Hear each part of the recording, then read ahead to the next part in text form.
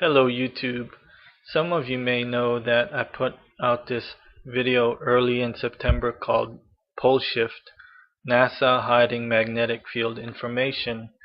And in the video I say where are the measurements of the magnetic field from the satellites that are in space.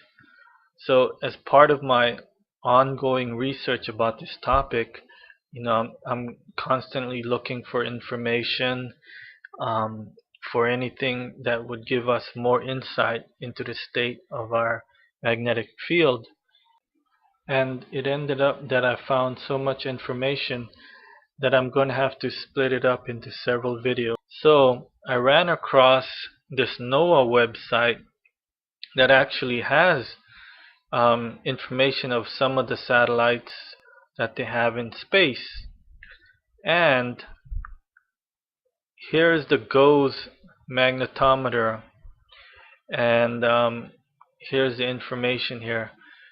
When you go back to this my original video, in the satellites they have 3 magnetometers in 3 directions to get a 3D view, but this one is only one. It's called the HP component. This graph actually shows the HP component for 2 different satellites.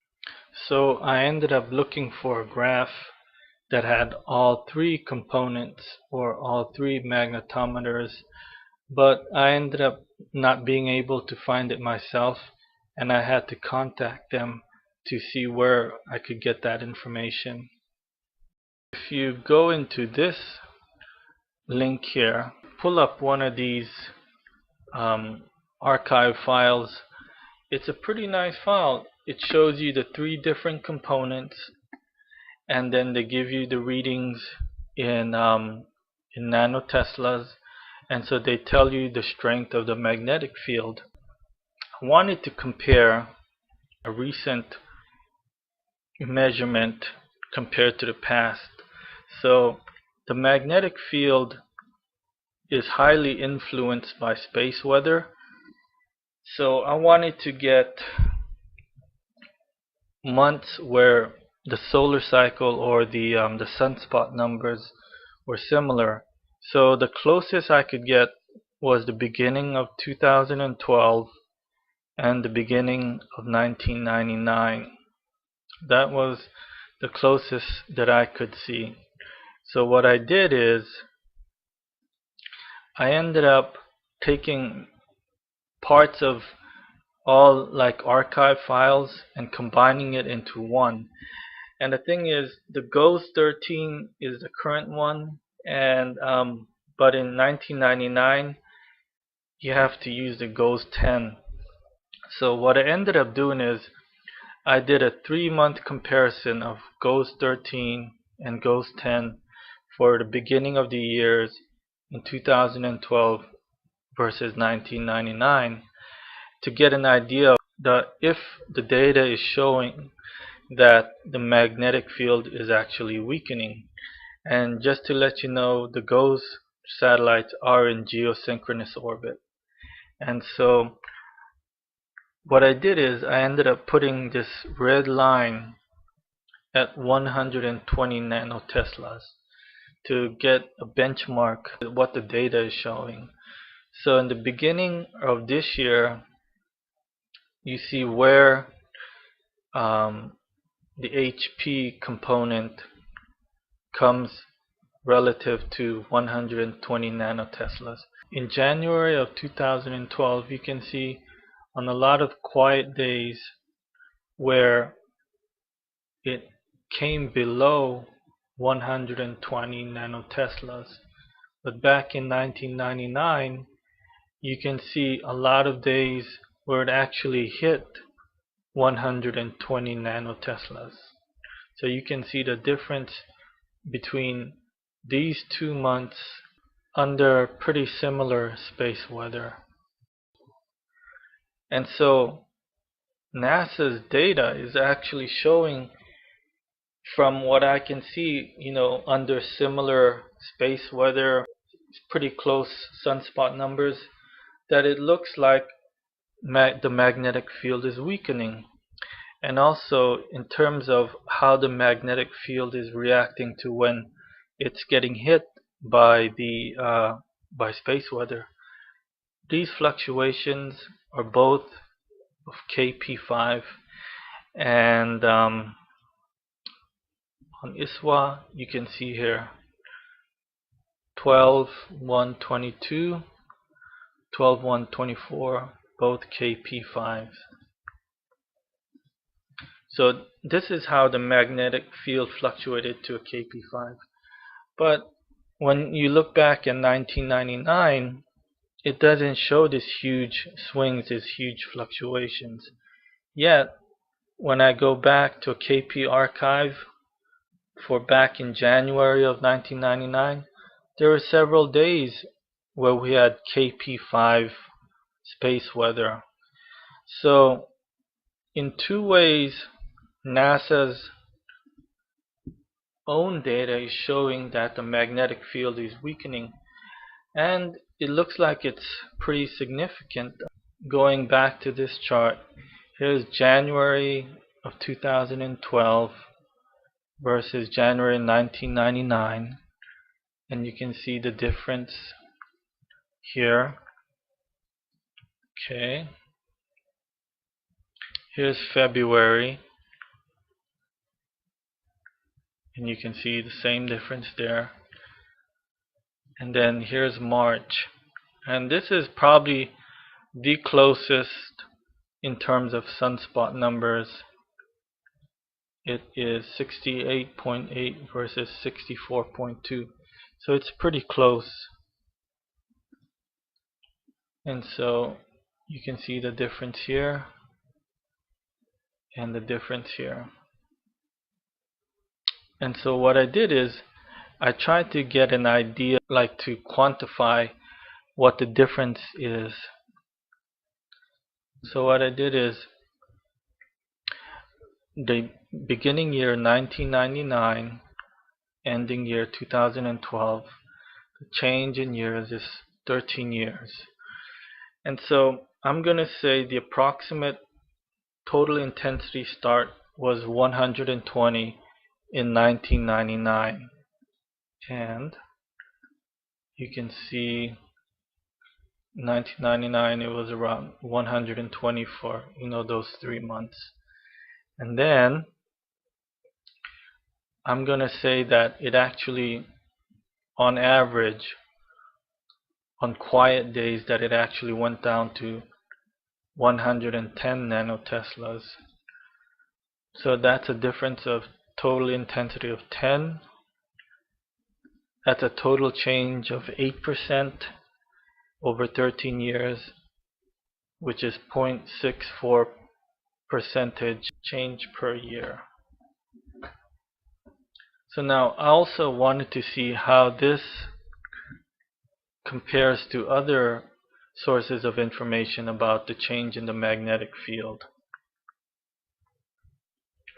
So if you go to this article, National Geographic News, it says actually that the Earth's magnetic field has faded about 10% since 1845, when Gauss started keeping tabs. And this article was put out in 2004. So that calculates to 1845 to 2004, over 159 years, a 10% change. So that's 0.06 percentage change per year. And also I got this report off of the British Geological Survey site, and on here, page 11, shows the total intensity going down from about 46,250 to about 44,000. And so if you plug that in, from 1900 to 2010, for about 110 years, it basically comes out to about 0.04% per year. So this is pretty similar. And then here's the goes for 0.64. So even the NASA data is showing that the weakening has increased substantially. But I also wanted to note that these readings are on the surface while the goes is in geosynchronous orbit. So, someone might say that, there's the information that you said NASA was hiding, and so I could be wrong. But what I'm going to show you is that throughout this video is, even though NASA's own information shows that the magnetic field is weakening, I think it's misleading because the magnetic field is weakening even more than what it shows. The first thing that makes me suspect that the Earth's magnetic field is changing much more dramatically than what the GOES satellite data is telling us is because the change in the ionization of the F1 layer. So, and I have to give credit to Suspicious Observers for this, because he's covered this for some time and he's emphasized this. But what I wanted to show you is, here's this year ending in 2011, and then here's 2012 so far. So this is this year, and this is the last solar maximum. You see that huge change? And what I wanted to share with you, if you go to the ionosphere, this is just in Wiki, it'll tell you right there that ionization depends primarily on the sun and its activity. The amount of ionization in the ionosphere varies greatly with the radiation received from the sun. You can read the rest of this if you like, but this is at 2 solar maximums. This is the difference. And you know what's even more striking is that there's less solar activity now. So what that says is that even though that there's less solar activity and there's more ionization, that means that our magnetic field is weakening to let in more solar radiation. And so here's today again. Here's 2000. Though it says 1999 here, it's just for December. And here's 2001. Here's 2002. And then as we come off the solar maximum and as solar radiation decreases, you expect the ionization to decrease. And so, which it does for some time. Here's 2004. And so you see it coming down. But then in 2006, in the winter months where they're not supposed to be much or any ionization, you see it starting to happen around here. And in 2006, we're still on the way down in our solar cycle. There's less solar activity. So something happened in 2006 where a magnetic field weakened to let in more solar radiation to cause more ionization of the F1 layer. Continuing, here's 2007, 2008, and you see it increasing. 2009, yeah, and at 2009 we're at the solar maximum, the solar minimum. And so you can see there's like more ionization at the minimum than there was at the last solar maximum. So less solar activity but more ionization means there's more radiation coming through, and the thing that blocks the radiation is the magnetic field. So let's continue. Here's 2010. A big jump in 2011. I guess something we're not supposed to see. And then back today. So you see this huge change in the F1 layer of the ionosphere, which is an indication of how much solar radiation is getting in. It shows this huge change. So this is the first reason I think that our magnetic field is decreasing much more dramatically than what the GOES satellite data is telling us. The second thing that makes me suspect that the Earth's magnetic field is weakening a lot faster than what the GOES satellite data is telling us is if you look at the penetration of plasma through the magnetic field. So here you see some plasma penetrating our magnetic field. That's when the red lines are above the blue lines, and you can see on spaceweather.com that there are actually auroras for those days. So you can see plasma penetrating. But you know what? This is only for KP of 1. So you can see here November 2nd, the end of November 2nd, and toward the end of November 3rd, we had space weather of KP of only 1. So now you're seeing KP, solar weather of KP1 is penetrating our shields. Now this is in comparison, if you go back to 2010, so a couple months shy of 3 years, you see some brief spikes of plasma penetration, and that is for a KP of 4. And so this is huge. This is how much our magnetic field has weakened to allow almost somewhat similar levels of plasma in. So in less than 3 years, our magnetic field has weakened to now it's letting plasma of KP level 1 instead of KP level 3 and 4. So, someone might say that, well, big deal, it's only the difference between 1 and 3.5/4.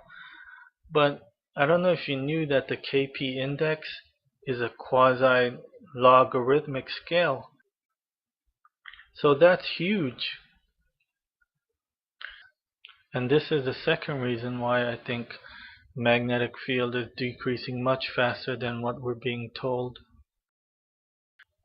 And to me, in fact, these changes in the ionosphere and plasma penetration is much more indicative or much more consistent when the North Pole was moving exponentially and the resulting decrease in the overall strength of the magnetic field and an increase in the magnetic field's complexity.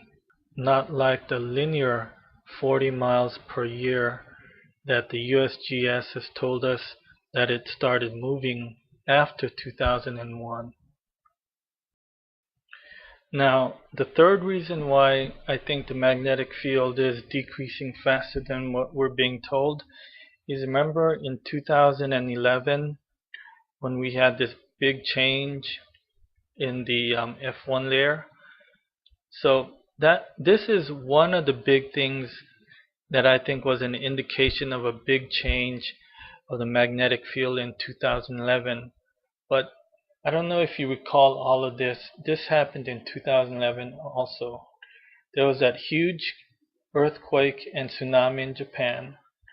The beginning of 2011 is when these mass animal deaths all started to come out. Then there was like ships around the world that started running aground. I think that's an indication of that their compasses and their charts did not reflect the changes in the magnetic field, because there was a huge change. And then also in 2011, several airports had to change the signs on their runways because the magnetic field had changed. So all that happened in 2011 to me, which showed that there was a pretty significant change in 2011. But if you look at the GOES data for 2010 versus 2011, here's 2010 in August.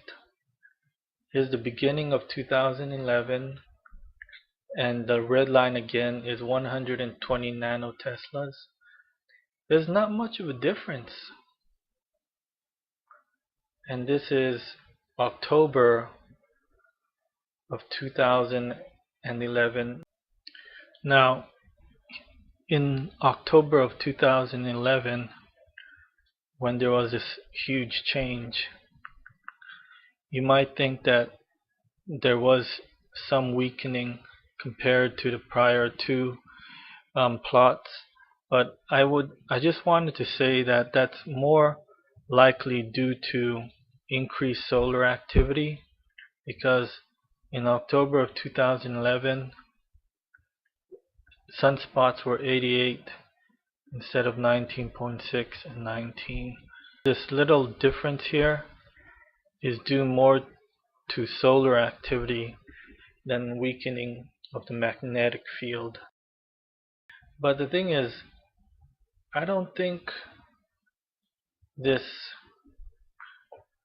data reflects what changes there could have been in 2011 to cause all those events to take place. So that's the third reason why I think our magnetic field is changing much faster than what we're being told. Now, the fourth reason why I still maintain that NASA is hiding magnetic field information is, in my original video I have clips from videos that actually NASA put out. In the video it says the satellites in space can measure the strength and the shape of the magnetic field. And also, I'll play this little clip for you here. This is a simulation from that video that I have called Pole Shift Anatomy, and this is how a simulation of a pole reversing. So what I'm trying to get at is, I'd like to see how the magnetic fields in line they look like, what their shape is, how complex they are, how weak they are, to give us an indication of where we are in the pole shift. And so I've run into several models on NOAA where they give magnetic field information, but they're all on the surface. And I'm gonna talk about more of that in my next video. But I could not find any model that shows the structure of the lines in space. And I ended up asking 3 doctors where I can find one of these, a model of this, so it could help us out. But from 3 different doctors at 3 different organizations, and one of them which was at NASA, I couldn't find anything. And so if they have simulations and pictures that show, that they can do it, but they're not sharing it with us, I have to assume that they're hiding it from us for some reason. And the reason I'm guessing that they're hiding it from us is because it's worse than what they're telling us. And the last thing I wanted to address in this video, because it's getting so long and I didn't know how long this video was going to be, was that people were asking me on my first video, why would NASA lie? And so I thought I'd address it in this video.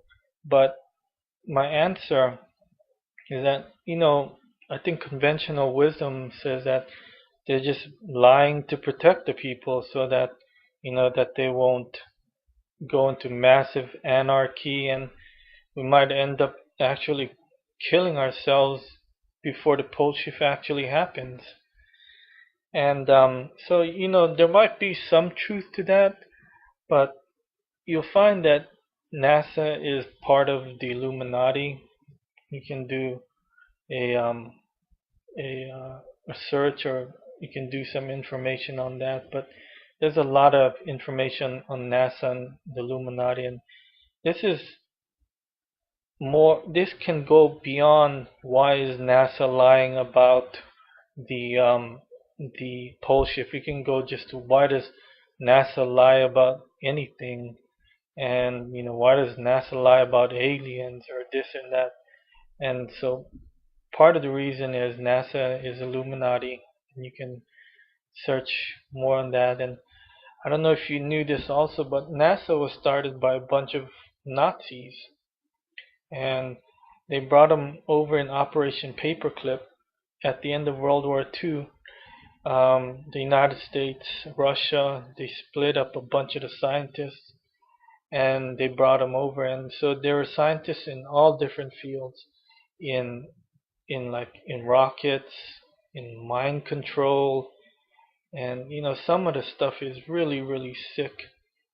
I'm gonna go off on a tangent right now, but one of the reasons we went into to Nazi Germany was because of all um, the human rights violations that were going on. Those Nazi scientists were experimenting on twins, on children, on people, and so we went in as America to put an end to all that. But at the end of the war, we ended up just bringing them over here by the CIA to incorporate their knowledge into our country. And so, this is another conspiracy in itself. It might not even be a conspiracy because there's actual documentation on that. So there's a lot of mind control that is also Nazi influenced in the United States, in addition to NASA. And there's like Nazi buildings. The Denver airport, their airport is in the structure of a swastika. There's a Navy building in San Diego, I think, that's in the shape of a swastika. So there's Nazi influence in a lot of different places in the United States, and it's not just a bunch of skinheads. They're in high places in the United States government. So that's one of the reasons. It's one of the main reasons that they lie. And in one of my video, I show you how NASA lies legally because they actually answer to the President of the United States and all those military and intelligence agencies. So if NASA wanted to tell the truth, if any of those organizations or the President tells them you can't talk about it, they can't do it. And that's more in my video. But I think one of the main reasons, going back, is because they're part of the elite. And what you'll find is the elite, they rarely do anything for the good of the people. They do whatever they can to better themselves. So NASA being part of the Illuminati, what they're doing is they're protecting the elite. The elites, the Illuminati, they're protecting themselves. That's the main reason why they lie. And so they're lying they're lying to the public, saying everything's rosy, everything's okay. But the thing is, at the same time, they're building all these deep underground military bases, and you can do searches on them, and you'll find them. They're building this stuff. They're getting ready. They're getting ready for the pole shift. They're getting ready for Nibiru or what? But they're getting ready for something. But they're not willing to tell the public about it. So, and the thing is, they called it dumbs to make fun of the public who actually believe their lies. So that's, to me, the reason why they lie. And the final thing I wanted to leave you with, this is the Denver airport in the background, just as a background. But I wanted to say, after looking through all the data and the state of our planet, although the magnetic field is weakening faster than I think that they're telling us, I don't think there's any evidence to support that a complete pole shift by the end of this year. So I just wanted to let you know that. Thank you for watching. I didn't know it was going to be this long, and God bless. Magnetic field. And it ended up that I found so much information that I'm going to have to split it up into several videos. So I ran across this NOAA website that actually has information of some of the satellites that they have in space. And here's the GOES magnetometer, and here's the information here. When you go back to this my original video, in the satellites they have 3. So I wanted to get months where the solar cycle or the sunspot numbers were similar.